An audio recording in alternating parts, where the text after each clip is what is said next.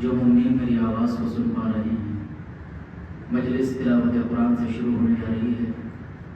بآواز بلند نعرہ صلوات پڑھیں۔ اللہم صلی علی محمد و آل محمد۔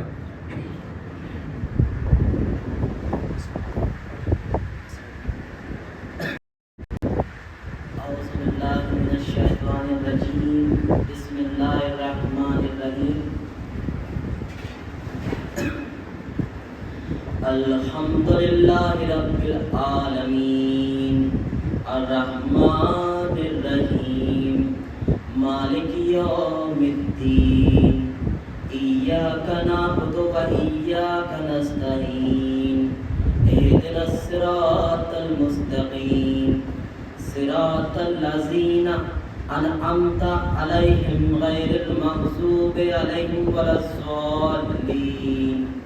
بسم اللہ الرحمن الرحیم، قل اعوذ برب الناس، ملک الناس، الہ الناس، من شر الوسواس الخناس، الذی یوسوس فی صدور الناس، من الجنۃ والناس۔ صدق اللہ العلی العظیم۔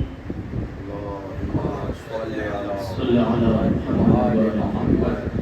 سید یوسف علی رضوی صاحب تلاوت قرآن کر رہے تھے۔ میں محترم جناب حسین مرزا ظفار شریف کے نواز سے گزارش گزار ہوں کہ وہ سوسانی کے فرض انجام دیں۔ بآواز بلند نعرہ صلوات سے آپ حضرات استقبال کریں۔ اللہ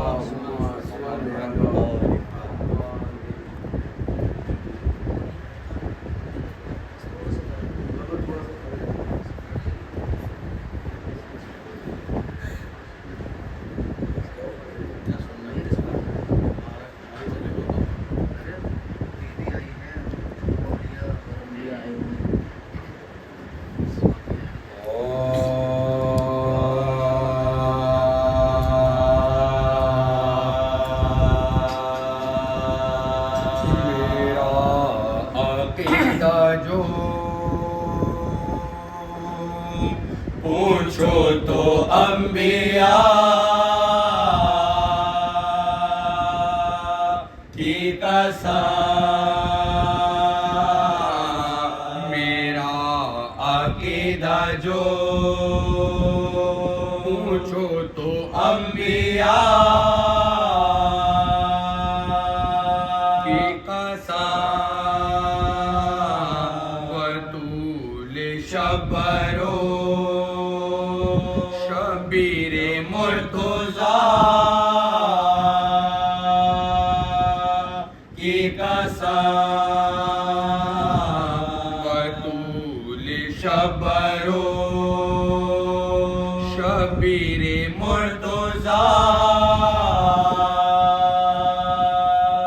کی قسم، بڑی قسم ہے کہ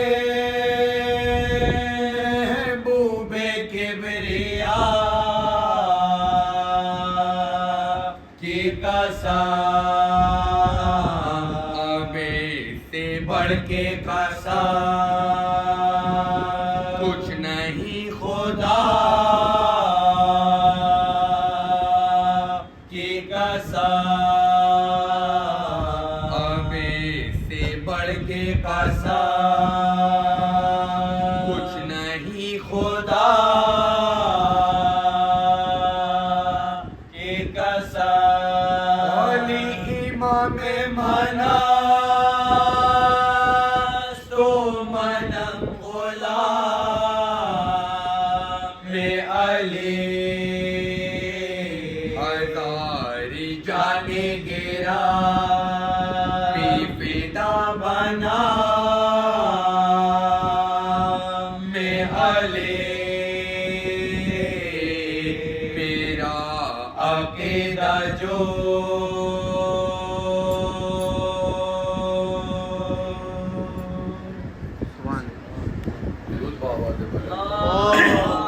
صلی علی محمد و آل محمد وعجل فرج۔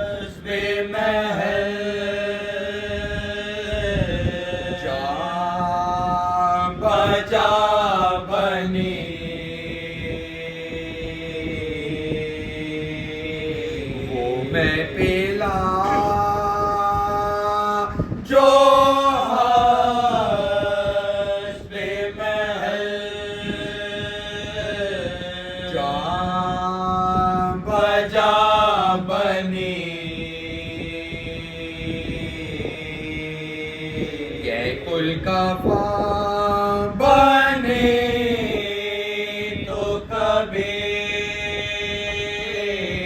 العطا بنے روح الامین کو جب ملی تو لا فتح بنی ساقی نے جب نماز میں پہ انما بنی ساقی نے جب نماز میں پہ انما بنی مشرک نے بینی چاہے بھولو گھیرے ہو گئے صحرا کے گھر میں آیا ہے تطہیر ہو گئے وہ میں پلا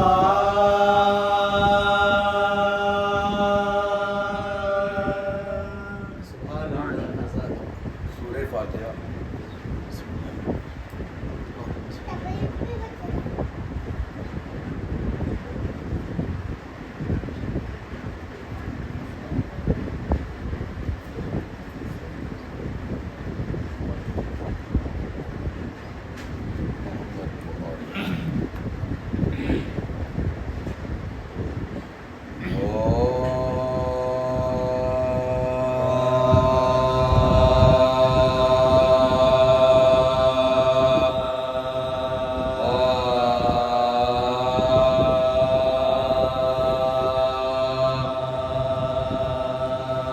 جس دم حسن کا زہر سے ٹکڑے جگر ہوا جس دم حسن کا زہر سے ٹکڑے جگر ہوا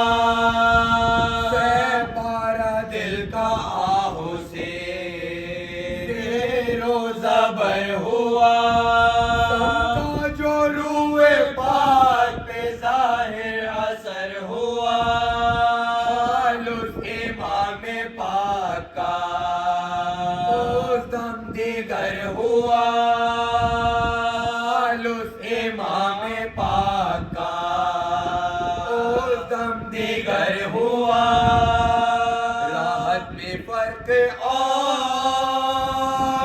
شکم میں خلل پڑا کٹ کر کلیجہ دشت کے اندر نکل پڑا کٹ کر کلیجہ دشت کے اندر نکل پڑا بستر پہ درد دل سے تڑپنے لگے ایمان صدمے سے سبز ہونے لگا روح سرخ چلوئے ہاتھ سے یہ کلیجے کو تھام تھا دوڑو بہن کے کام ہمارا ہوا تمام دوڑو بہن کے کام ہمارا ہوا تمام یہ کہتے کہتے زرد رخ پاک ہو گیا چلاتے تھے کہ ہائے جگر چاک ہو گیا چلاتے تھے کہ ہائے جگر چاک ہو گیا دوڑی جناب حضرت زینب برہنہ دیکھا کہ لوٹتے ہیں بچھونے پہ مشتبہ بولی یہ سر کو پیٹ کے یہ غم کے مبتلا ہے بہن نثار ہو یہ کیا غضب ہوا ہے بہن نثار ہو یہ کیا غضب ہوا، یا پھر کسی نے زہر ہوا سے پلا دیا، کس نے میرے کلیجے پہ خنجر چلا دیا، کس نے میرے کلیجے پہ خنجر چلا دیا، تکیہ لگا رہے تھے حرم جو ادھر ادھر، بازو کو تھام لیتی تھی کوئی تو کوئی سا، فرمایا لاؤ دشت ہوا زہر کا اثر، زہر کے کوئی کاٹتا ہے تیغ سے جگر، زہر کے کوئی کاٹتا ہے تیغ سے جگر، بڑھتا تھا درد جب کہ جگر میں امام کے، جھکتے تھے بار بار کلیجے کو تھام کے، جھکتے تھے بار بار کلیجے کو تھام کے، زینب نے جلد لا کے رکھا سامنے لگا، ہاتھوں سے دل پکڑ کے جھکے سرور زمان، کوئی جو کہ تو کان جواہر بنا دہا، علما سکھا کے لال اگلنے لگے حسن، علما سکھا کے لال اگلنے لگے حسن، رنگ تمردی کا اثر آیا ہوا، معراج کی حدیث کا مطلب آیا ہوا، معراج کی حدیث کا مطلب آیا ہوا، فرماتے ہیں حسن کے بلاؤ حسین کو، قدم بدم یہ حکم کے لاؤ حسین کو، بھائی کا حال زار سناؤ حسین کو، ٹکڑے میرے جگر کے دکھاؤ حسین کو، ٹکڑے میرے جگر کے دکھاؤ حسین کو، کہہ دو کہ جلد آئے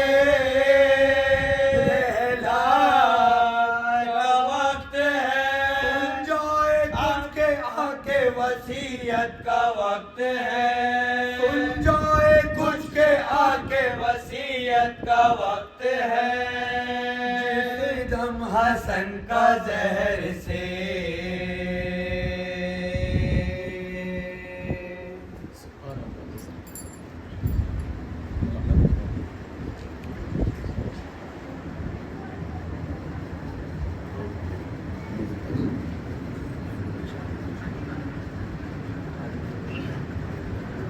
زندہ باد سلامت رہیں آقا حسین مرزا قزلباش اور ان کے ہمراہ بہترین سوستانی کے فرض انجام دے رہے تھے۔ میں گزار ہوں جناب سید یوسف علی رضوی سے کہ وہ مولا کی بارگاہ میں منظور نذرانہ عقیدت پیش کریں، بآواز بلند نعرہ صلوات پڑھیں۔ اللہم صلی علی محمد و آل محمد۔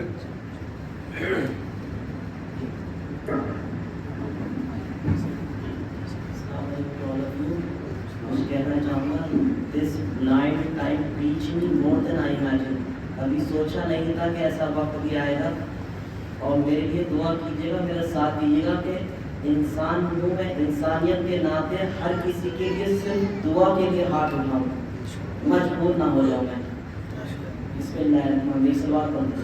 اللہم صلی علی محمد و آل محمد۔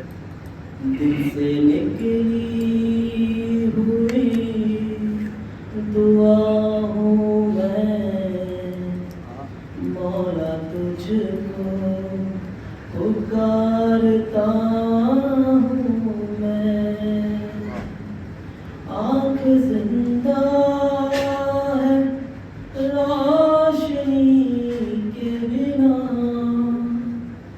دل دھڑکتا ہے زندگی کے بنا، ایسا جینا بھی کوئی جینا ہے، روز گھٹ گھٹ کے جی رہا ہوں میں، دل سے نکلی ہوئی دعا ہوں میں، مولا تجھ کو پکارتا ہوں میں، تیرے احساس کی عنایت ہے، درد سہنے کی دل میں طاقت ہے، یہ تیرے در قدم کا ہے صدقہ، اتنا مضبوط ہو گیا ہوں میں، دل سے نکلی ہوئی دعا ہوں میں، مولا تجھ کو پکارتا ہوں میں۔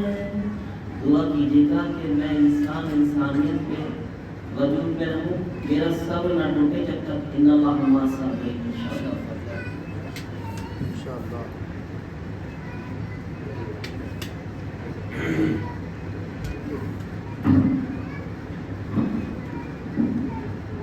ماشاءاللہ سید یوسف الرضوی صاحب اپنے دل کے خیالات مولا کی بارگاہ میں پیش کر رہے تھے۔ قبلہ کے استقبال کے لیے چند اشعار آپ کی سماعت میں عطیہ کرتا ہوں، ملاحظہ فرمائیے گا۔ اس سلوات کا سارا لینے میں اللہم صلی علی محمد و آل محمد۔ دیکھیے گا۔ کام تینا سمیرا فخر مسیحا کرنا،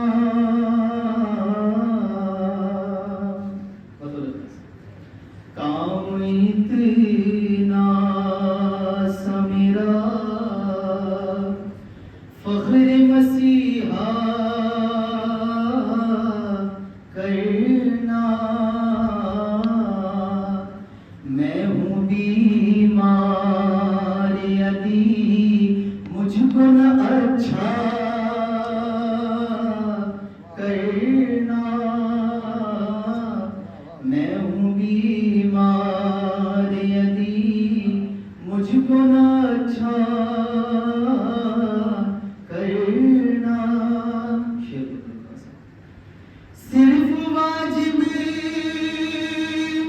نہیں ہو جب ہے مودتی کی نماز، صرف واجب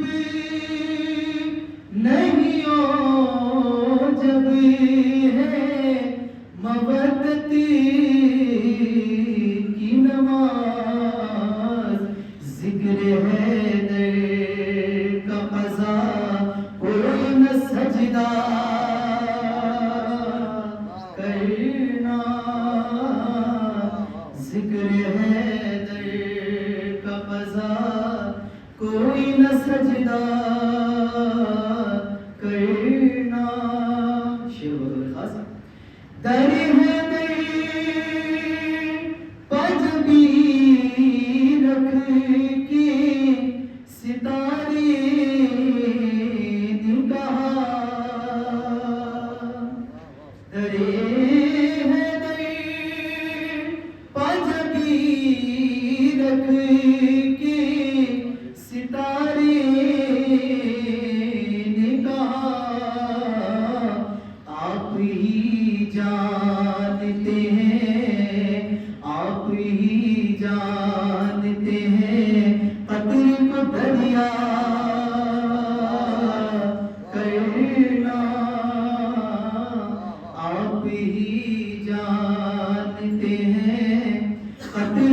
دریا کرینا. شعر دیکھیے گا حضور, ہوا کی ضد ہوتی ہے چراغ کو بجھانا. شعر میں پیش کر رہا ہوں, برا سا فرما لیجیے گا. اس لذا خان میں روشن ہے غمی شہر کی چراغ. یہ کیوں کہا جائے کہ ہر رضا خان میں روشن ہے غمی شہر کی چراغ. ارے بھول جائے گی ہوا اپنا تماشا کرنا. بھول جائے گی ہوا اپنا تماشا کرنا. یہ آخری شعر ہے تمام عزاداروں کی جانب سے, مولا کے عزادار جہاں بھی ہیں ان کی طرف سے پڑھتا ہوں کہ بھول جائے گی ہوا اپنا تماشا کرنا. سر محشر میرے عاشقوں نے بچا لی عزت. سر محشر میرے عاشقوں نے بچا لی عزت.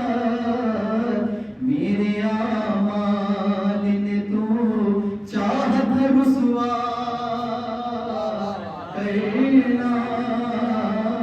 میرے اعمال نے تو چاہت رسوا کرنا.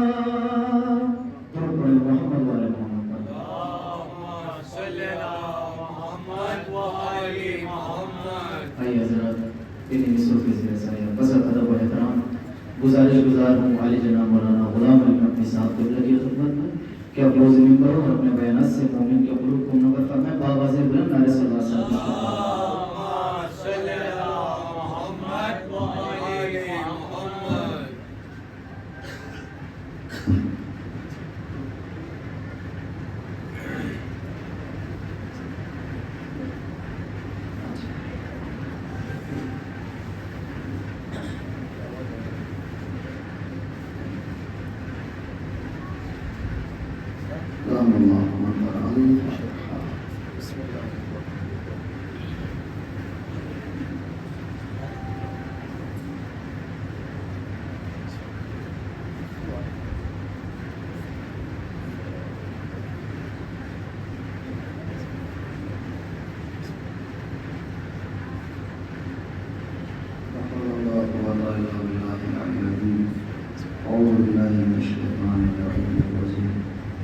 بسم الله الرحمن الرحيم والحمد لله رب العالمين. الصلاة والسلام على سيدنا أشرف الأنبياء والمرسلين وعلى أهل بيته الطيبين الطاهرين المعصومين المكرمين. أما بعد فقد قال الله تعالى في كتاب المجيد والقرآن الحميد وأصدق الصادقين وقال الحق. بسم الله الرحمن الرحيم. والعصر إن الإنسان لفي خسر إلا الذين آمنوا وعملوا الصالحات وتواصوا بالحق وتواصوا بالصبر. صلى محمد. اللهم صل على محمد وآل محمد. فضل محترم سامعین صاحب مسلم کا مثال ہے. ہماری عمروں سے زیادہ سن و سال میں یہ اشرف جو ہماری پیدائش ہوئی ہے تب سے عزاداری چل رہی ہے اور ابا خانہ جسے رہا ہے وہی تعزیہ کیا جا رہا ہے. لہٰذا اسی عشرے کو اس سال پھر منعقد کیا جا رہا ہے جس کی آج پہلی مجلس ہے. اور آج کا دن ایک قیامت کا دن ہے. دو شہادتیں ہیں, ایک نانا کی شہادت ہے, ایک نواسی کی شہادت. لہٰذا بہت مختصر سا بیان رہے گا. عنوان وہی ہے. انشاءاللہ کل سے سلسلہ وار گفتگو رہے گی. قرآن مجید کی بہت ہی مشہور و معروف سورہ مبارکہ کی آیات کا تلاوت کا شرف حاصل کیا. सब बेहतर जानते हैं इस तर्जुमे को और इस सूरत को। और इस सूरत की अहमियत ये है चूँकि ये अशरा जनाब सैयद सज्जाद से मंसूब है, लिहाजा उलमाए कराम कहते हैं कि सूरह वल अस्र को अगर सूरह सज्जाद कहा जाए तो बेजा ना होगा, बल्कि सूरह वल अस्र का दूसरा नाम सूरह सज्जाद है। क्योंकि सूरह वल अस्र के अंदर जो जिक्र किया गया है इंशाअल्लाह आने वाली मजालिस में गुफ्तगू रहेगी, यानी परवरदिगार आलम ने तमाम इंसानों को मुतवज्जे करके ये फरमाया है कि इंसानों वल अस्र ज़माने की कसम। ज़माना सिर्फ एक लफ्ज़ को हमने चुन लिया है, हालांकि असल ज़माना तकरीबन 17 या 18 पाए जाते हैं। इसमें से एक माना जो हिंदुस्तान के अंदर या पाकिस्तान के अंदर हमारी ज़बान में जिसको हम ज़माना कहते हैं, हमने तर्जुमा कर लिया ज़माना और असल ज़माने की कसम। हालांकि इंशाअल्लाह जब मुस्तक़बिल में और बाकी मजालिस के अंदर होगी तो हमें पता चलेगा कि असल ज़माना सिर्फ ज़माना नहीं होता। लेकिन बहरहाल हम आज तर्जुमा करते हैं असल की कसम इंसान घाटे में है। अब उलमाए किराम से पूछा गया कि ये असल क्या है, तो उलमाए किराम ने बताया कि ये असल उसी असल को कहते हैं कि ईमान की शाह लफी खुसर घाटे में नुकसान है। नुकसान क्या है? आज इंसान इतना चालाक है कि हर चीज़ में फ़ायदा तलाश करता है, कारोबार हो तो फ़ायदा हो, इंसान के ताल्लुकात हो तो फ़ायदा हो, किसी से सलाम दुआ हो तो फ़ायदा उठाना चाहता है। लेकिन परवरदिगार आलम शाह फरमा रहा है कि इंसान घाटे में है। कौन घाटे में नहीं है? इल्लल्लज़ीना सिवाय लोग जिन्होंने ईमान को इख्तियार किया। अब सिलसिलेवार देखिएगा, पूरी करबला आपको इसमें दिखाई देगी। इल्लल्लज़ीना आमनू, घाटे में कौन नहीं है? वो लोग नहीं हैं कि जिन्होंने ईमान को इख्तियार किया। मतलब करबला के अंदर सभी इंसान थे, मगर कुछ लोग ऐसे थे जो नमाज़ें पढ़ रहे थे मगर नमाजों का फ़ायदा नहीं था। अभी बताइए, नमाज पढ़कर भी नमाज का सवाब न मिले, इससे बड़ा नुकसान क्या होगा? इंसान नमाज पढ़े और नमाज के बाद भी, पढ़ने के बावजूद भी, इसलिए कि कुरान ने फैसला कर दिया बिस्मिल्लाहिर्रहमानिर्रहीम लानत है ऐसे नमाजियों पर जो अपनी नमाज से ही गाफिल है। मतलब ये वो कुछ लोग नमाजें पढ़ते हैं मगर नमाज उनको लानत देती है।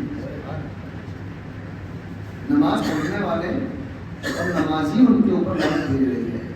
तो इससे बड़ी लानत क्या होगी कि नमाज में खड़ा हो मुसल्ले पर और कह रहा हो कि परवरदिगार हमें सीधा रास्ता दिखा दे। आज भी मुसलमान यही कहता है कि हमें सीधा रास्ता दिखा दे, सीधा रास्ता दिखा दे।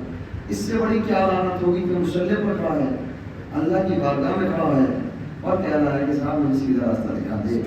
ये बस हम खुशकिस्मत हैं जो ये कहते हैं कि परवरदिगार हमें इसी रास्ते पर कायम है, इसी रास्ते पर नहीं चलता है। इसके बाद ये मोहम्मद वाला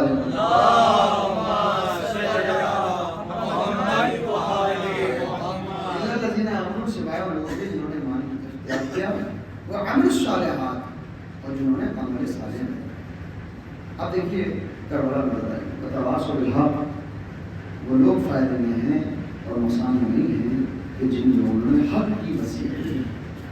बतावासो बिल सब्र, और हक के साथ साथ सब्र की वसीयत। वसीयत क्या है इंशाअल्लाह वो भी बयान की जाएगी। आज जो बयान करना है, आज जो गुफ्तगू करनी है और चंद लम्हों के अंदर आपके ज़हन तमाम करूँगा। आज मौजू ये है कि इंसान कौन घाटे में। देखिए, एक इंसान कहता है मैं मुसलमान हूँ, एक इंसान कहता है मैं कुरान को मानता हूँ, एक इंसान कहता है मैं इस्लाम का मानने वाला हूँ, एक इंसान वो भी पहनकर रोज़ाना नमाज पढ़ने जाता है, एक इंसान जुमे की नमाज को शामिल है, एक इंसान नमाज पढ़ रहा है ईद की, एक इंसान हज करने जा रहा है, एक इंसान तवाफ करके आ रहा है और आने के बाद फिर भी ये कहता है कि मोहम्मद 40 साल के बाद नबी बने। तो उससे बड़ा नुकसान कौन है? ये आज दो चीज़ें हैं इंसान में। अब देखिए इस बात को बड़ी संजीदगी के साथ सुनिएगा, हालात से कोई फर्क नहीं है, बात गुफ्तगू पहुँच जाए तो हो जाए। रसूल के किरदार को मुसलमान ने घटाना चाहा। क्यों घटाया? किस लिए घटाया? रसूल के मैयार को क्यों घटाया कि जब रसूल पैदा हुए तो पढ़ने के लिए, दूसरे का 40 साल के बाद नबी बने, और फिर तीसरा एक साहब हम जैसे तो हैं। ये सारी चीजें क्यों कही गई? देखिए आप इस बात بات کو غور سے سنیے گا، یہ ساری چیزیں کیوں رہی گئی؟ یہ ساری چیزیں اس لیے رہی گئیں کہ رسول کو نعوذ باللہ جاہل بتا دو، رسول کو یہ بتا دو 40 سال کے بعد نہیں، اور رسول کو کہہ دو ہم جیسے ہی ہیں۔ تو جب تم یہ کہہ دو گے، اب رسول کے بعد جس کو بھی بٹھاؤ، جس کو چاہو بٹھا لو، جو ہم جیسا ہو اسے بٹھا لو، جو جاہل ہو اسے بٹھا لو، جس کے پاس عصمت نہ ہو اسے بٹھا لو۔ یہ آنے والوں کے لیے راستہ ہموار کیا جا رہا تھا تاکہ آگے کوئی آ کر بیٹھے تو کوئی یہ نہ کہتے کہ صاحب یہ تو جاہل ہے، تو کہہ دیا جائے کہ صاحب رسول کون سے پڑھے لکھے تھے۔ اگر یہ کہہ دیا جائے کہ صاحب یہ تو معصوم نہیں ہے، تو کہہ دیا جائے کہ رسول کون سے معصوم تھے۔ یہ کہہ دیا جائے کہ صاحب یہ تو ہم جیسے ہی ہے، کہ رسول بھی تو ہم جیسے ہی تھے۔ آنے والے واقعات، آنے والے دور کو ہموار کرنے کے لیے رسول کی اہمیت کو کم کیا گیا، رسول کی عزت کو گھٹایا گیا، مگر پروردگار عالم جب کسی کو عزت دینا چاہتا ہے تو پھر اس کی عزت کو گھٹا نہیں سکتا۔ اگر تم رسول جیسے ہو تو چاند کے 2 ٹکڑے کر کے دکھاؤ، اگر تم رسول جیسے ہو تو آسمان کی سیر کر کے آگے دکھاؤ، اگر تم رسول جیسے ہو تو سنگریزے تمہارے ہاتھ پہ کرنا پڑ کر دکھائیں، اگر تم رسول جیسے ہو تو درختوں کو بلا کر سلام کروا کے دکھاؤ، اگر تم رسول جیسے ہو تو یہ بتاؤ خانہ کعبہ جس کو سلام کرتا ہو کبھی تم نے کیا ہے؟ حجر اسود جس کے ہاتھوں میں بوسہ لے کر ہو، کیا حجر اسود نے کبھی بوسہ لیا ہے؟ کتنے ہی حاجی ہو، کتنے ہی نمازی ہو، دنیا بھر زندگی بھر تم نمازیں پڑھتے رہو، سجدے کرتے رہو، حجر اسود کو چومتے رہو، محمد جیسے ہو ہی نہیں سکتے۔ اس لیے کیونکہ محمد کے شاگرد نے یہ بتایا کہ جب شاگرد ایسا ہے تو استاد کیسا ہوگا۔ تو دنیا مل کر بھی محمد کا مقابلہ بعد میں کرے، پہلے علی کا مقابلہ کر کر دکھائے۔ لہذا رسول جیسا کون ہو سکتا ہے؟ اب دنیا کہتی ہے، اب مسلمان کہتا ہے کہ صاحب ہم رسول جیسے۔ اب سوچنے والی بات ہے، ہم نے پوچھا رسول نوری ہیں یا نہیں؟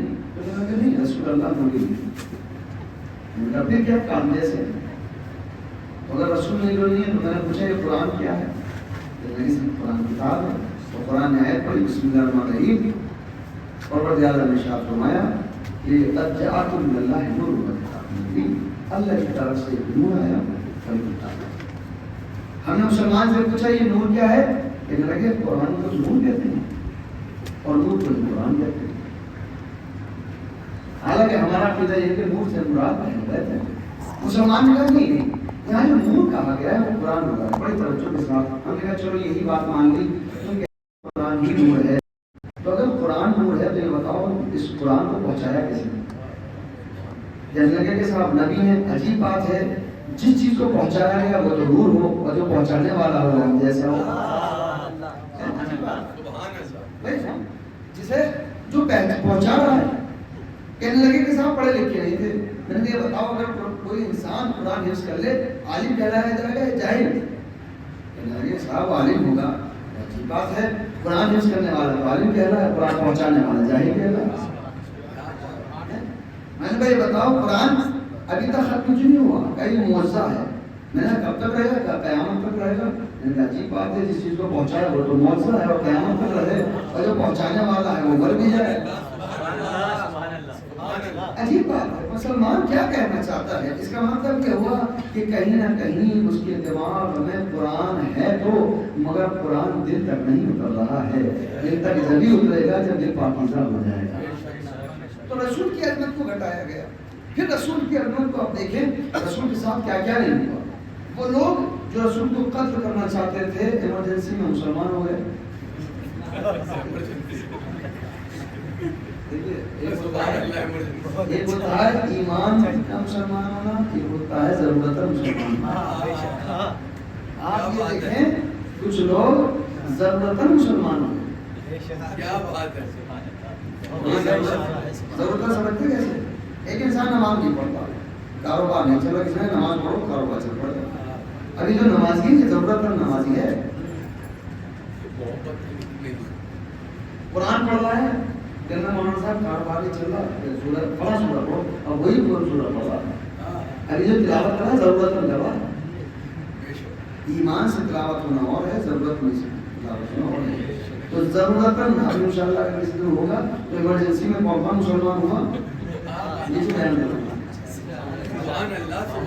ایمرجنسی سمجھتے ہیں اچانک اب کوئی راستہ ہے نہیں مسلمان ہونے کے علاوہ. اب سوچیے جو ایمرجنسی میں مسلمان ہو تو وہی مسلمان ہو کر اسلام کے ٹھیکیدار ہوں گے. جب وہی ٹھیکیدار بن جائیں گے تو اسلام کا کیا حال ہوگا؟ حالت کیا ہوئی؟ دادا باپا مسلمان ہو گئے, اب رسول بھی مسلمان, ہم بھی مسلمان. زندگی بھر جب جب دشمنوں کا مقابلہ کرنا چاہا اور مقابلہ کرنے کا وقت آیا تو کسی نے کہا مجھے گھوڑا لے کر بھاگ گیا, کسی نے کہا کہ صاحب سردی بہت لگ رہی تھی, موسم خراب تھا, کوئی نے لگا میری طبیعت خراب ہو گئی تھی, کسی نے کہا تلوار ڈھونڈ کے چلا گیا تھا. یہ تمام معاملات آئے. آخر کار نتیجہ یہ ہوا کہ بیچارے زندگی بھر تلواروں کو نیا رکھے رہے اور کبھی استعمال نہیں ہوئی. ایک نعرہ خاص ان کے لیے جو بھیجے گئے نور کو چھوڑ کر ڈائریکٹ خدا کو راضی کرنا چاہتے ہیں. نعرہ تکبیر, نعرہ رسالت, یا رسول اللہ, نعرہ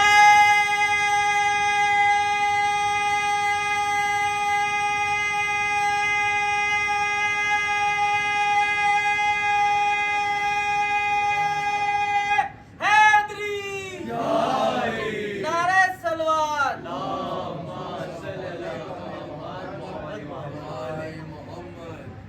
تو یہ جو ہے حالات ایسے بھی رہے جنہوں نے زندگی میں کچھ نہیں کیا, انہوں نے کہا کہ صاحب اسلام ہمارا, دین ہمارا, ہم حفاظت کرنے والے. حالت یہ ہوئی کہ رسول اللہ نے جب مکے سے چلنے لگے تو جان بچانے والا کوئی اور نہیں تھا, وہی تھا جس کے باپ نے زندگی میں جان بچائی, اسی کے بیٹے نے شب ہجرت بستر رسول کو جان بچائی. اور عزیزوں پھر اس کے بعد حالات یہ گزرے کہ جتنی جگہ تھیں سب سے آگے آگے جو لمبردار نظر آیا وہ صفی بھی نظر آیا.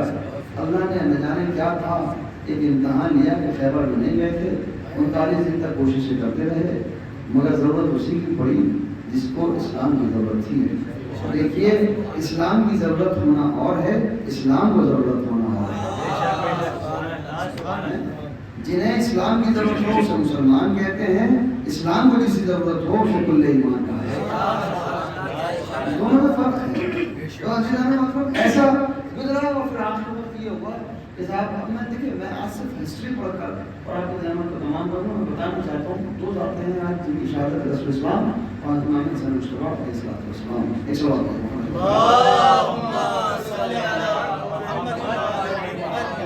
آخر یہ ہوا کہ رسول کو یہ بات احساس ہو گئی کہ اب میرے بعد کیا ہونے والا ہے.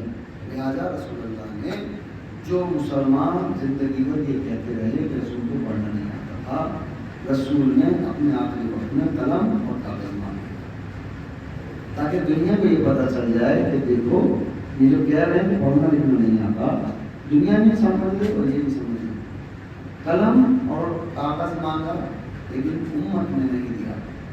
کہنے لگے کہ صاحب ان کے دماغ پر بخار کا اثر ہو رہا ہے. اب یہ تاریخ پڑھنے کے بعد ابھی مسلمان اگر اس کا دماغ روشن نہ ہو کہ وہ لوگ کیسے ہوں گے جو رسول کے دماغ پر شک کر رہے ہوں. اس کا مطلب کیا ہوا؟ نبی وہ ہوتا ہے جو کبھی بیمار نہیں ہوتا, نبی وہ ہوتا ہے جس کے عقل پر کبھی اثر نہیں ہوتا. ہم تو ان کے ماننے والے ہیں جن کے گھرانے کی عورتوں کو بھی عقیدہ بنی ہاشم کہا جاتا ہے کہ وہ ہیں کسی کے حالات میں ان کی عقل پر اثر نہیں ہو سکتا. مگر مسلمان نے کہا کہ صاحب ان کے دماغ پر اثر ہو گیا. یہ تمام چیزیں رسول کی کردار پر الزامات لگائے گئے. کیوں؟ میں نے شروع میں عرض کیا اس لیے تاکہ اب جو رسول کے بعد آئے وہ جیسا بھی ہو, ہم سے یہ کہتے ہیں کہ جب رسول نہیں کچھ نہیں تھا تو تمہارے اندر کیا بیٹھو. اب چاہے وہ آنے والا بیٹھنے والا یہ کہے کہ صاحب اگر میں کبھی ٹیڑھا چلوں تو مجھے سیدھا راستہ دکھا دیں. اس کا مطلب کیا ہوا کہ لوگوں نے مقدمہ بنایا.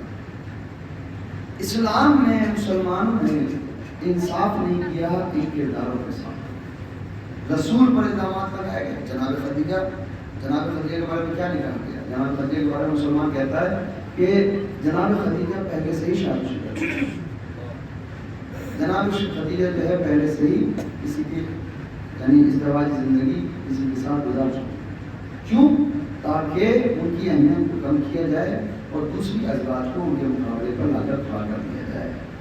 ٹھیک ہے, آپ کا کہنا یہ ہے کہ جناب خدیجہ اور دوسری ازواج میں کوئی فرق نہیں تھا، فرق اتنا ہی کافی ہے کہ خدیجہ کی بیٹی کی نسل چل رہی ہے، کسی اور جناب خدیجہ کی امی کو، پھر جناب ابو طالب جنہوں نے اتنا بڑا اسلام کا احسان کیا، ان کو کہہ دیا صاحب انہوں نے کلمہ نہیں پڑھا۔ عجیب بات ہے، سوچیے، چلیے کلمہ نہیں پڑھا، جس نے کلمہ نہیں پڑھا تو پھر سوچیے اس کا بیٹا خلیفۃ المسلمین آج آنے والا رہا ہے، جنہوں نے کلمہ پڑھے تھے ان کے بیٹے کو لعنت بھیجی جا رہی ہے۔ آج یزید کون ہے؟ صحابی کا بیٹا تو ہے جس پر لعنت بھیجی۔ اس کا مطلب یہ ہوا ابو طالب کی تربیت کچھ اور ہے، مسلمانوں کی تربیت کچھ اور ہے۔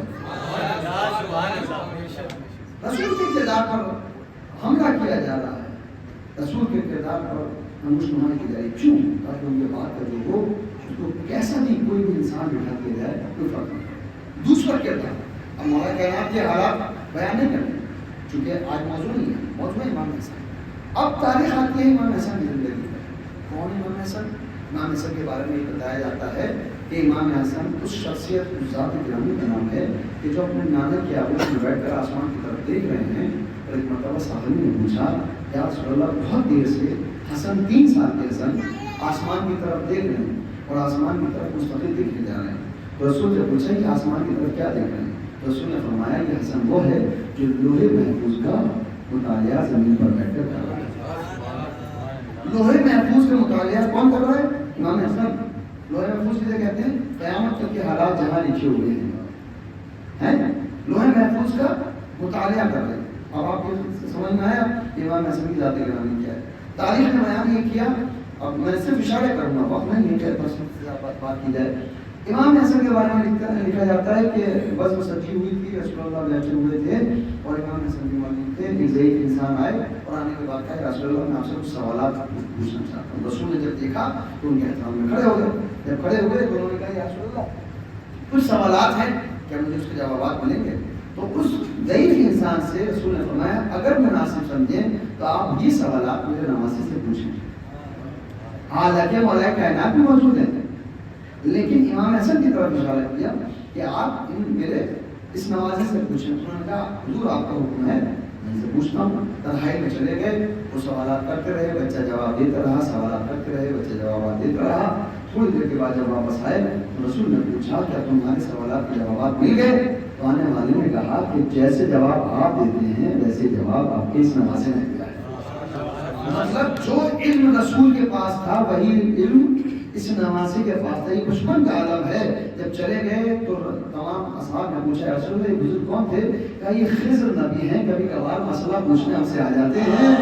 پتہ چلا صحابی میں اور امام میں کیا فرق ہے۔ صحابی وہ ہے جو نبی کو نہ پہچانے اور امام وہ ہے جو صحابی جو نبی کو پڑھا کر بتائے کہ دیکھو صحابی نبی کو پہچان نہیں پاتا، ہم وہ ہے جو خضر جیسے نبی کو درس دیا کرتے ہیں۔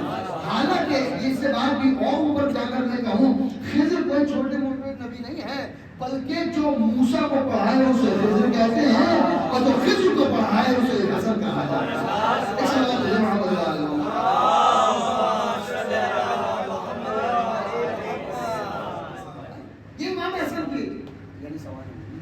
تاریخ نے بیان کیا کہ کچھ لوگ آئے اور روم سے آئے ہیں اور آنے کے بعد ایک مرتبہ خلیفہ کا زمانہ آنے کے بعد پوچھا دیکھیے امت میں اسلام کے ساتھ سب سے بڑا ظلم یہ کیا ہے کہ سیاست کو اسلام سے جوڑ دیا۔ بادشاہ جو بیٹھا ہے اسی کو مولوی سمجھنے لگے، حالانکہ مولانا الگ ہے، مفتی الگ ہے، عالم الگ ہے، مجتہد الگ ہے۔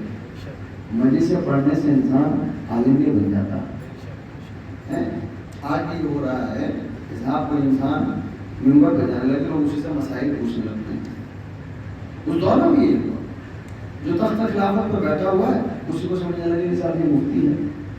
روم کے بادشاہ نے کچھ سوالات بھیجے، اس نے کسی عالم دین کی طرف کر دیا، اس نے ہاتھ جوڑ کر کہا کہ ادھر اپنی روتے روتے امام حسن کے پاس خلافت کا زمانہ مولا کائنات کے پاس ہے۔ مولا نے کہا کہ یہ جو بات میرے بچے سے پوچھ لو، میرا بچہ بتا دے گا۔ امام حسن نے تمام جوابات دیے، جواب دے کر اور ایسے ایسے جوابات دیے تو جس کو جواب دیے تھے جب وہ چلا تو چلنے کے بعد کہنے لگا کہ واقعی اللہ جانتا ہے علم جو ہے کس گھرانے کو دینا ہے. کم ظرف کے پاس کبھی علم نہیں ہوا کرتا, کم ظرف کے پاس ہمیشہ تکبر ہوا کرتا ہے. اب یہ تمام چیزیں بہت جلدی جلدی تاریخ نے بیان کیا کہ امام حسن کے سامنے روک دکھانا چاہا دولت کا. ایسے حالات ہوئے کہ امام حسن بازار سے ان طرف روک لیے تھے اور روکنے کے بعد گالیاں دینی شروع کی. شام سے ایک شخص آیا, بہت برا بھلا کہنے لگا, وہ برا بھلا کہا جا رہا ہے, وہ آزما رہا ہے امام کے اندر کتنا صبر ہے. برا بھلا کہہ رہا ہے, جانتا نہیں ہے, بس برا بھلا کہہ رہا ہے. کسی نے بتا دیا کہ یہ حسن ہے, برا کہہ رہا ہے.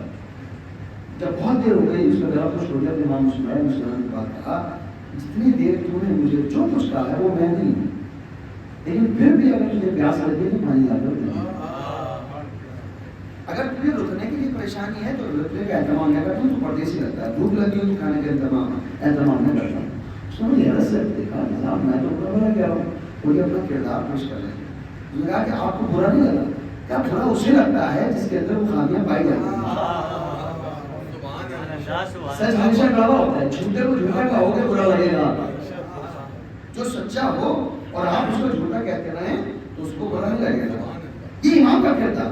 پھر تاریخ نے بیان کیا کہ امیر شام ایک دن ہے مدینہ آیا, اور مدینہ آنے کے بعد لوگوں کو, نمازیوں کو, عالموں کو بلا کر لگا کہ آؤ میں تمہیں دولت دیتا ہوں, بڑے بڑے علماء, جتنی لمبی داڑھی اور جتنے بڑے عالم اتنا زیادہ پیسہ نہیں لاتا لوگوں کو. جا جا کر بتاتے کہ صاحب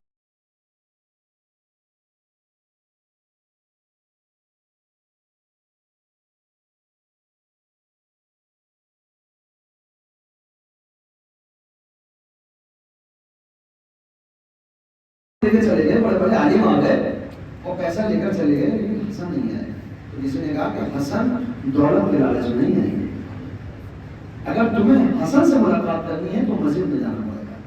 اس نے کہا کیوں, کہ انہیں دولت کی ضرورت نہیں ہے.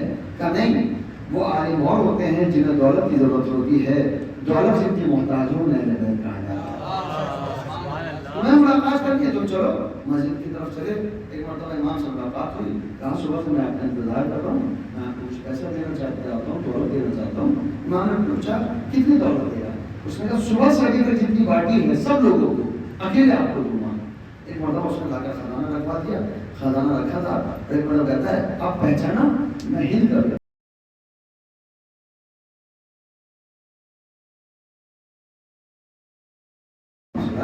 مسلمان کے بعد کھڑے ہوئے چل دیے.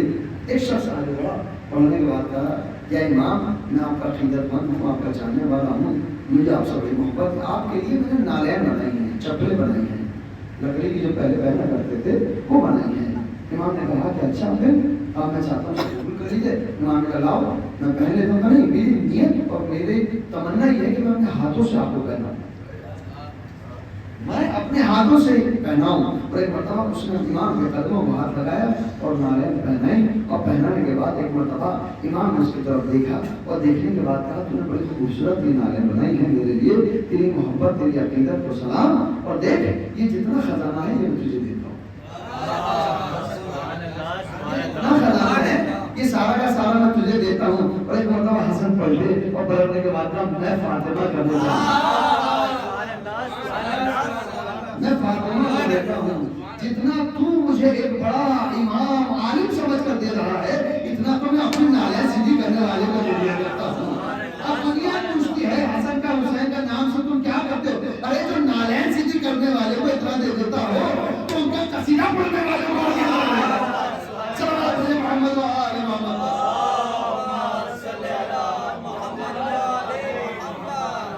یہ عظمت ہم ذاکرین کی ماشاءاللہ پڑھتے ہیں, آپ نظامت کرتے ہیں, کوئی نوائے خان ہے, کوئی سننے والا ہے, کوئی بیان. ہماری عظمت تو کیا ہے, ہم خود اپنی عظمت کو نہیں سمجھتے. ہم تو نوکر ہیں, ان کے گھر کے گداگر ہیں, ان کے گھر سے ہمیں ان کا صدقہ ملا کرتا ہے. سوچئے جو صرف نالین سیدھی کرنے والے کو اتنا دیتا ہو, جو ان کے پسینے پڑتا ہو, ان کی محبت کرتا ہو. آخری بات اور آپ کی ضرورت ہو, بس اس سے زیادہ مجھے نہیں پڑھنا ہے آج, کیونکہ آپ جانتے ہیں کہ وقت کافی ہو چکا ہے. آخر میں جب دشمنوں کا کوئی ہوا نہیں چلا, یہ بات سننے والی ہے, آن لائن بھی جا رہی ہے, جہاں تک جائے گی اس میں آخر میں کوئی ہربا نہیں چلا کہ انسان میں جب کوئی بس نہیں چلتا تو وہ کریکٹر پر نہیں. اب کہنے لگے کہ امام حسن علیہ السلام شادیاں بہت کرتے ہیں. یہ نوجوانوں میں خاص طور پر سننے کی بات ہے, بہت اعتراضات کی جاتی ہیں کہ امام حسن کی شادیاں, امام حسن شادیاں بہت کرتے ہیں. کتنی شادیاں ہوں؟ تو تاریخ میں چھوٹے راویوں نے لکھا کہ صاحب 75 شادیاں, 200 شادیاں, 300 شادیاں. آپ سوچیے. اب دیکھیے جو تحقیق کی بات ہے اس کو ذہن میں رکھیے جو میں بیان کر رہا ہوں. 75 شادیاں, 200 شادیاں, 300 شادیاں امام حسن نے کی. چلو ٹھیک ہے, آپ نے لکھا 75, 200, 300. تو اگر 300 شادیاں لکھ رہے ہیں کم سے کم 50 بیویوں کے نام لکھو. بھائی 50 بیویوں کے نام تاریخ میں ہونے چاہیے. نہیں, تاریخ میں جو ملتے ہیں وہ 9 بیویاں, 11 بیویاں. جس کتاب کو اٹھا کے دیکھو, اہل تصنف کی اٹھا کے دیکھو, اہل تشریح کی اٹھا کے دیکھو, جو کتاب ہے لکھنے والے سے پوچھا جائے کہ بھائی 300 لکھ رہے ہو تو کچھ ثبوت تو دو, الزام تو کوئی بھی لگا سکتا ہے. لیکن 9 یا 11 اس سے زیادہ کی شادیاں نہیں ملتی ہیں. ایک بات تو روایت کے جھوٹ ہونے کا سب سے بڑا ثبوت یہ ہے. دوسری بات یہ, آج اگر کوئی انسان ایسا ہو کہ جس کا پورا محلہ دشمن ہو اور پورا محلہ اس کو پسند نہ کرتا ہو, یہ بتاؤ محلے والے کی بیٹی کی شادی کر دیں؟ کیونکہ ہماری تو بنتی نہیں ہے نا ان سے. تاریخ نے کیا لکھا, کیا کیا جھوٹی روایت ہے. آج میں نے خطبے میں بھی بیان کیا ہے. کہنے لگے کہ صاحب حضرت علیہ السلام چونکہ امام حسن زیادہ تر طلاق دیتے تھے, شادی کی طلاق دے دی, شادی کی طلاق دے دی, شادی کی طلاق دے دی, یہ جناب حسن کا طریقہ تھا. تو اس لیے مولا کائنات ایک دن مسجد میں آئے اور آنے کے بعد خبردار اپنی بیٹیوں کو حسن کی ازدواج اس میں نکاح میں مت دینا, اس لیے کیونکہ حسن انہیں طلاق دے دیتے ہیں. تو مسجد کے اندر ایک شور ہوا. دیکھیں جھوٹ کے کوئی سر پیر نہیں ہوتے. مسجد میں ایک شور ہوا کہ لگے تھا کتنی طلاق دیتے رہے, ہم تو اپنی بیٹیوں کی شادی کرتے رہے. اس کا مطلب کیا ہوا کہ وہ مسلمان اتنے عقیدت مند تھے امام حسین حسن تھے کہ وہ بیٹیوں کو طلاق بھی دے رہے ہیں اور وہ اپنی بیٹیوں کی شادی کر بھی رہے ہیں. مطلب یہ ہوا کہ یہ رواج پہلے سے چلتا آیا ہے کہ معصومین سے اپنی بیٹیوں کو بیاہ کر رشتہ داری بنائی جائے.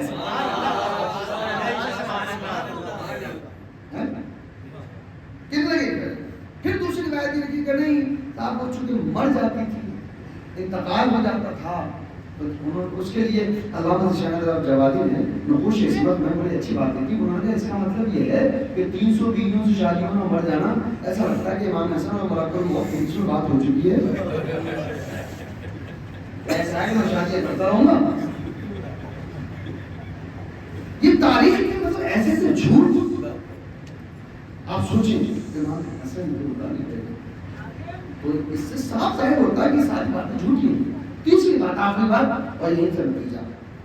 تیسری بات یہ لکھی گئی کہ مان لیجیے 300 شادی, 300 شادیوں کا حساب لگایا جائے تو 300 شادیوں کا مطلب یہ کم سے کم ہفتے میں 2 شادی ہونی چاہیے جتنی امام حسن کی زندگی ہے. چونکہ سن 35 ہجری کے اندر خلیفہ سوم دنیا سے گئے اور سن 35 ہجری تک مولا کائنات گوشہ نشین اختیار کیے ہوئے تھے. مطلب اس وقت لوگ امام مولا کائنات کو پسند نہیں کرتے. میں نے ابھی آپ سے پوچھا کہ محلے میں لوگ آپ سے ناراض ہوں تو کوئی رشتہ کرے گا. گوشہ نشین اختیار کیے ہوئے, کیوں گوشہ نشین اختیار کیے ہوئے, حالات سب کو پتہ ہے, تاریخ آپ کو پتہ ہے. تو امام حسن سے کون چاہنے والے تھے جو اپنی بیٹیاں دے رہے تھے. سن 35 ہجری کے اندر مولا کائنات خلافت پر آئے. 35 ہجری میں خلیفہ سوم دنیا سے چلے مولا کائنات.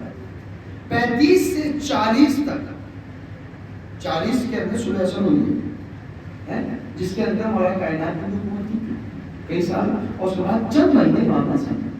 ٹھیک ہے, 40 ہجری تک کیا ہوا, صلح حسن, تو 5 سال ہوئے. اور سن یعنی 10 سال جو ہے مولا امام حسن ہے.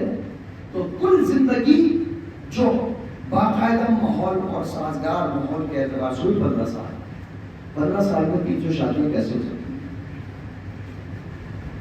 یہ تحقیق کی بات ہے جو میں آپ کو بتا رہا ہوں. اس کا مطلب یہ ہوا مسلمان صرف اور صرف اہمیت کو کم کرنے کی کوشش کر رہا ہے. اور چاہتا یہ ہے کہ کسی طریقے سے امام حسن کی اہمیت کم ہو جائے. کچھ نہیں تو کہنے لگے کہ صاحب سلو پسند تھے, ڈرتے تھے جنگ سے. جنگ صفین میں امام حسن نے تلوار چلا کر بتایا جب پانی کی ضرورت پڑی ہے کہ دیکھو حسن اس کو نہیں کہتے جو قلم جلانا جانتا ہو, میں اس علی کا بیٹا ہوں کہ اگر خندق ہو تو تلوار چلائے اور حدیبیہ ہو تو پھر قلم چلائے. لہٰذا ہم بیٹوں میں بھی وہی صفت ہے, جب سلو کی بات آئے گی تو حسن کا قلم چلے گا اور جب تلوار کی بات آئے گی تو کربلا حسین کی تلوار چلے گی. لہٰذا امام کے کردار کو مجروح کرنے کی کوشش کی گئی مگر دشمن نہ کب کامیاب ہوا تھا, نہ آج کامیاب ہوا. امام حسن آج بھی کائنات کے اندر دنیا جانتی ہے سید شباب اہل جس کو جنت جس کو کہا جاتا ہے, انہیں امام حسن. آج کی تاریخ میں نے دونوں چیزیں اس کی بیان کی کہ رسول کو اس طریقے سے اہمیت گھٹانے کی کوشش کی گئی اور امام حسن کی اہمیت کو اس طریقے سے گھٹانے کی کوشش کی گئی. بس یہاں آ کر آخری جملہ, یہاں آ کر تمام ان کوشش کرنے والوں کو متوجہ کر کے میں یہ بتانا چاہتا ہوں کہ جو لوگ رسول کو اپنے جیسا کہتے تھے وہ کہاں ہیں, اور جو حسن کی عزت کو کم کر رہے تھے وہ کہاں ہیں. آج دنیا میں اگر حسن کا دسترخوان رشتہ ہو تو حسن کامیاب ہے. آج بھی پوری کائنات کے اندر امام حسن کا دسترخوان بچھ کر بتاتا ہے, بچھا کر بتاتا ہے. ہم چاہنے والے بتاتے ہیں کہ آج امام کے نام سے ہم بچھا رہے ہیں دسترخوان. یہ دسترخوان ہمارا نہیں ہے, امام ہمیں دیتے ہیں تب ہم زیادہ سوچیے.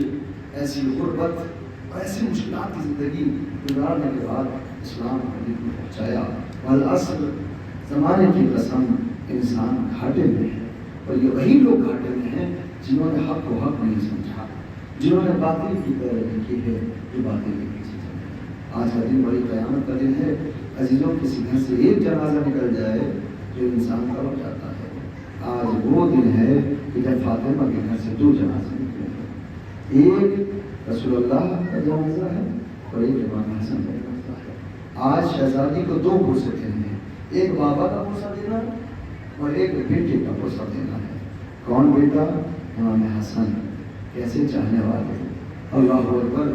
گھر میں آتے ہیں سب سے پہلے مادر گرامی کو تلاش کرتے ہیں, آغوش میں سر رکھ کر کہتے ہیں مادر, اے میری ماں, جتنا سکون آپ کی آغوش میں ملتا ہے کائنات میں کہیں نہیں ملتا. آپ سوچئے عزیزان محترم, کربلا آپ ذکر کر رہے ہیں لیکن کربلا کا پیش قیمہ کیا ہے؟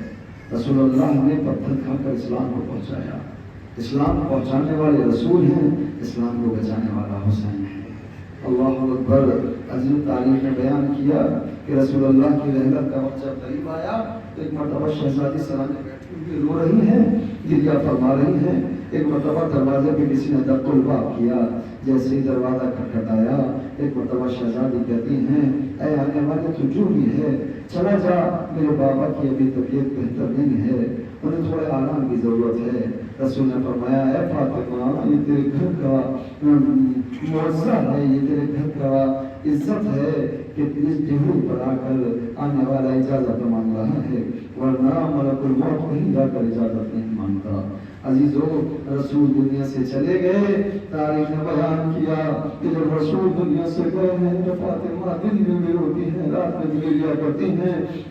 اگر اپنے بابا کو یاد کر کے روتی ہیں تو تاریخ بیان یہ کرتی ہے کہ لوگوں نے آ کر ابو الحسن سے کہا, ابو الحسن فاطمہ سے کہو یا تو رات کو رویا کرے یا دن میں رویا کرے.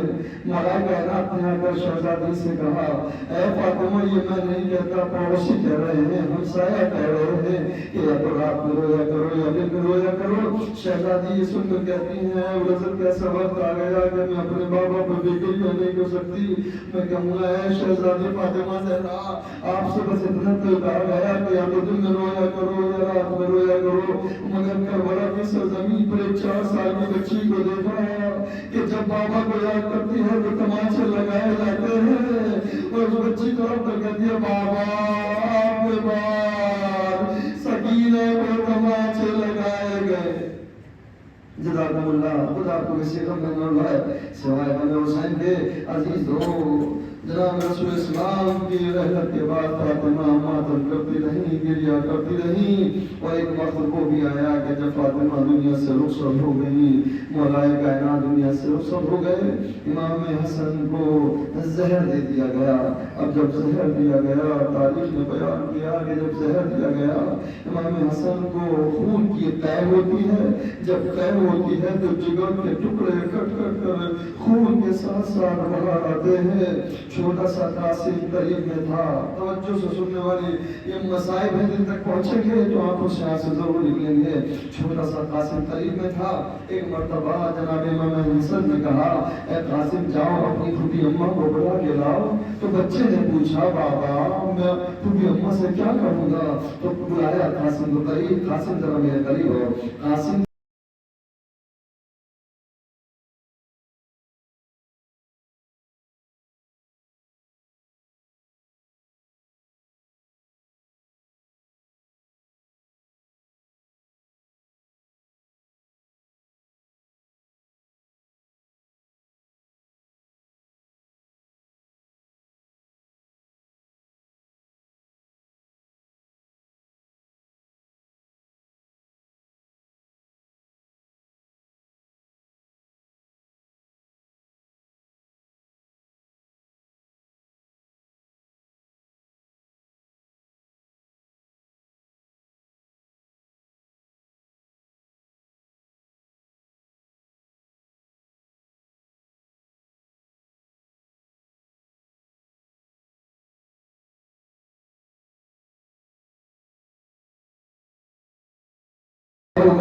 کہ جب گھر سے جنازہ جاتا ہے تو قبرستان بھی جاتا ہے، کبھی کوئی جنازہ گھر واپس نہیں آتا۔ تاریخ کا پہلا جنازہ جو گھر سے نکلا، ارے مسلمانوں میں پیر برسائے، عباس کو جلایا یا تلوار نکالی، حسین نے کہا بھیا عباس ابھی کربلا نہیں آئی صبر کرو۔ عباس طرف کر کہتے بھیا آپ نے دیکھا ان مسلمانوں نے ارے میرے بھائی کے جنازے پر تیر برسائے، میں کیسے برداشت کروں؟ لیجیے جب جنازہ واپس آیا تو ایک مرتبہ زینب نے دیکھا ارے بھائی کا تو بھائی کو تو میں نے سفید ارے کفن دیا تھا، یہ سرخ کیسے ہو گیا؟ اب تو کیا دیکھا ارے لاشیں پہ تیر لگے ہوئے۔ اے زینب قریب پہنچی، ایک ایک تیر نکال دی جاتی تھی، گریا کرتی جاتی تھی۔ حسین طرف کر کہتے ہیں اے زینب بھیا حسن کے لاشے سے تو تیر نکال دیے، مگر ایک جنازہ اور ہوگا، مگر تم تیر نہیں نکال پاؤ گی، ہاتھ بندھے ہوئے ہوگے۔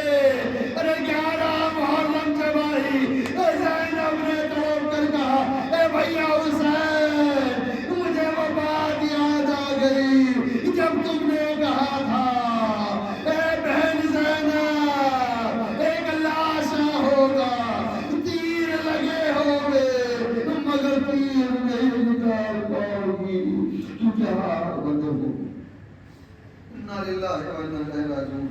تزن بقضائه وقسمه والحمد لله محمد و آل محمد کا الحمد للہ رب اسم مختصر سے قبول فرمائے۔ پروردگار ہمارے تمام گناہوں کو بلا صبر معاف فرمائے۔ پروردگار سے واسطہ محمد و آل محمد کا اس مجلس کا جو بھی ثواب کو معین فرمائے۔ خداوند عالم حاضرین کی تمام جائزہ کو قبول فرما۔ اس امام بارگاہ کے صدقے میں خداوند عالم اس گھر پر اپنی رحمتوں کا نزول عطا فرمائے۔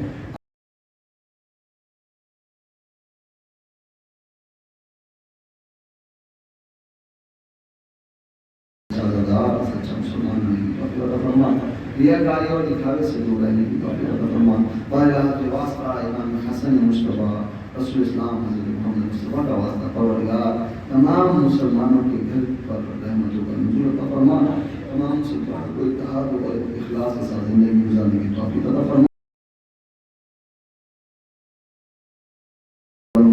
یتیم امام حسن جناب قاسم کا واسطہ جن کے والدین حیات ہیں ان کو طول عمر عطا فرما، جن کے والدین جا چکے ان کے دوبارہ معصوم سے رہنا فرما۔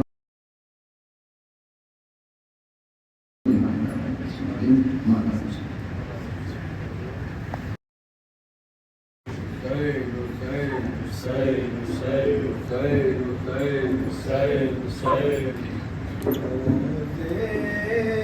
مصطفیٰ کے صغرا دیے جلائے روزے پہ مصطفیٰ کے صغرا دیے جلائے روزے پہ مصطفیٰ کے صغرا دیے جلائے روزے پہ مصطفیٰ کے صغرا دیے جلائے رو رو کے نانا جاں کو فریاد بھی سنا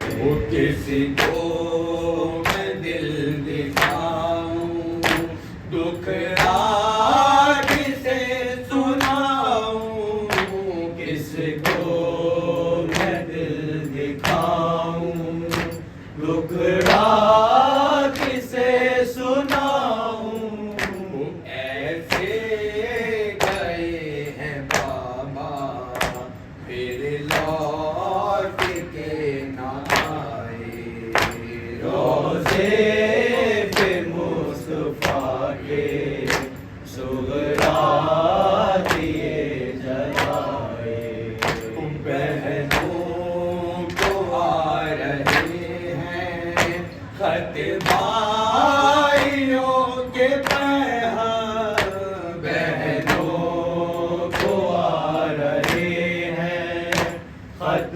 بھائیوں کے پیغام نانا میری دعا ہے اکبر کا خط بھی آئے روزے پہ مصطفیٰ کے صغرا دیے جلائے وہ عباس بھی چچا بس نکلے سکینہ جا کے عباس بھی چچا بس نکلے سکینہ جا کے اب سے کہا کروں گی ان کو چچا پرائے روزے پہ مصطفیٰ کے صغرا دیے جلائے سنتی ہو چکی ہے ابن حسن کی شادی سنتی ہو چکی ہے ابن حسن کی شادی میں رہ گئی ترستی سارے گئے بلائے روزے پہ مصطفیٰ کے صغرا دیے جلائے وہ سنتی وہ سرخ پھولوں میں سج رہے تھے دولہا سنتی وہ سرخ پھولوں میں سج رہے تھے دولہا نام خدا دلہن کی مہندی میں رنگ لائے روزے پہ مصطفیٰ کے صغرا دیے جلائے وہ پڑھتے تھے پوٹتے تھے چھالے بھر نہ پاتے پڑھتے تھے پوٹتے تھے چھالے بھر نہ پاکے تپتی تھی ریت جس پر پاؤں دھرا نہ جائے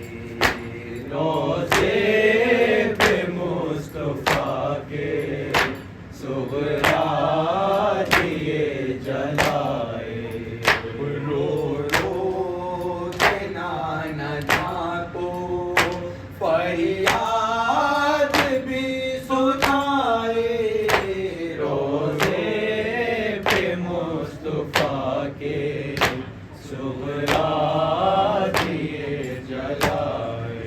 Hussein, Hussein, Hussein, Hussein, Hussein, Hussein, Hussein, Hussein. Asghar तुझे मैं झूलाऊंगी सारी रात, असगर तुझे मैं झूलाऊंगी सारी रात, असगर तुझे मैं झूलाऊंगी सारी रात, असगर तुझे मैं झूलाऊंगी सारी रात। बेटा तुझे मैं लोरी, बेटा तुझे मैं लोरी सुनाऊंगी सारी रात, असगर तुझे मैं झूलाऊंगी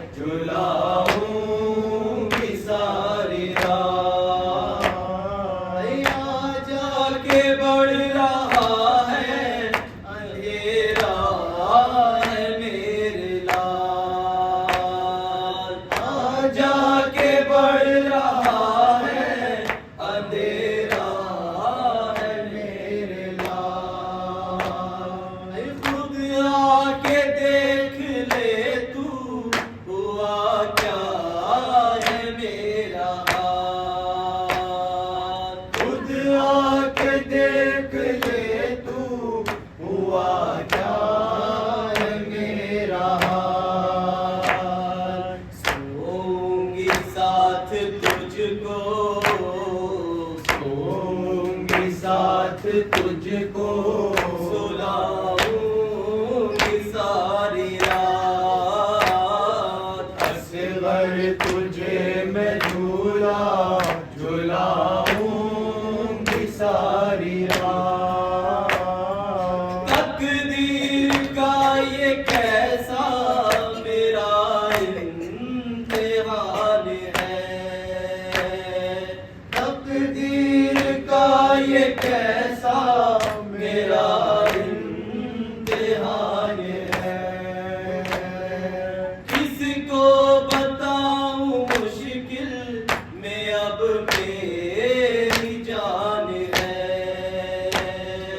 किसको बताऊं मुश्किल में अब मेरी जान है।